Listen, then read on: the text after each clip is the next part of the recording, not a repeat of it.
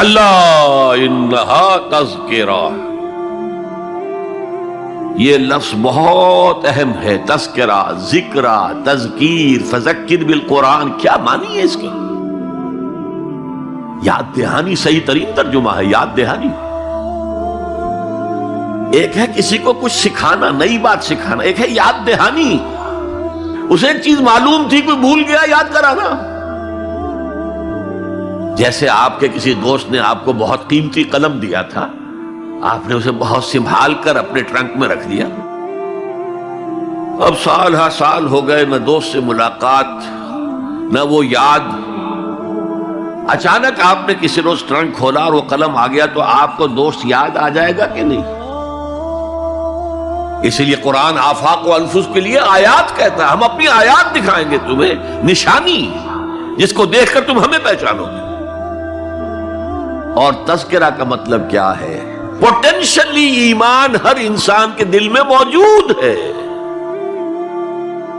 یہ جو روح جو ہمارے قلب کی مسکن مکین ہے، اس میں اللہ کی معرفت بھی ہے، اللہ کی محبت بھی ہے. البتہ ذہول کے پردے پڑ گئے ہیں، بھول اور نسیان طاری ہو گیا ہے.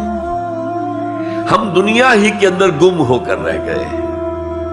ہماری ساری دلچسپیاں دنیا سے ہیں، لہذا ہماری توجہ ہی نہیں ہے. ورنہ ہر انسان کے دل میں یہ جو یہاں ہندوستان میں کہتے ہیں آتما اور پرماتما، آتما اور پرماتما کا تو تعلق بہت گہرا ہے. ابتدا میں بنا دی گئی تھی ارواح، جب ہم سب کے سب تمام انسان آدم سے لے کر اور تا قیامت جو انسان آئے گا دنیا میں، ان سب کی ارواح پیدا کر دی گئی. اور پوچھا گیا الست بربکم قالوا بلا، یاد ہے؟ لہذا یہ تذکرہ ہے، یہ یاد دہانی ہے، تمہارے اندر موجود ہے. اللہ کی معرفت بھی موجود ہے، اللہ کی محبت بھی موجود ہے. لیکن کلا بل ران علی قلوبہم ما کانوا یعملون، ان کے دلوں پر زنگ آ گیا ہے اب ان کے اعمال کی وجہ سے. شیشہ جو ہے وہ زنگ آلود ہو گیا. حضور نے فرمایا ان هذه القلوب لتصدع كما يصدع الحديد اذا اصابه الماء، ان دلوں پر بھی زنگ آ جاتا ہے جیسے کہ لوہے کے اوپر پانی پڑتا رہے تو اس کو زنگ آ جاتا ہے. پوچھا گیا فما جلاؤها یا رسول اللہ، اے اللہ کے رسول ہماری تلواروں کو زنگ لگتا ہے، ہم پالش کرتے ہیں، سیکل کرتے ہیں، وہ پھر چمک اٹھتے ہیں. تو دل پر اگر زنگ آ جائے تو اس کا علاج کیا ہے؟ دو چیزیں فرمائی، کثرت و ذکر الموت و تلاوت القرآن. دو کام کرو کثرت سے، موت کو یاد رکھو، یہاں رہنا نہیں ہے، جانا ہے. یہ ہمارا گھر نہیں ہے، یہ ہماری منزل نہیں ہے. ہمارا اصل گھر جو حضور نے فرمایا انما الدنیا خلقت لکم وانتم خلقتم للآخرہ، یہ دنیا تمہارے لیے بنائی گئی، تم آخرت کے لیے بنائے گئے. اسی لیے حضور نے فرمایا کن فی الدنیا کانک غریب عابر السبیل، دنیا میں ایسے رہو جیسے راہ چلتے مسافر ہو یا اجنبی ہو. اپنے بارے میں فرمایا مالی ولی دنیا، مجھے تمہاری دنیا سے کیا سروکار، انما مثلی کراکب استظل تحت شجرۃ ثم راح فترکہ، میری مثال اس مسافر کی سی ہے جو ذرا سستانے کے لیے کسی درخت کے سائے میں بیٹھتا ہے تھوڑی دیر. وہ اس کا گھر تو نہیں ہے، اس کی منزل نہیں ہے، پھر وہ اس کو چھوڑتا ہے، اپنا راستہ لیتا ہے. یہ اگر ہمارا تصور قائم ہو جائے، کلا انہا تذکرہ.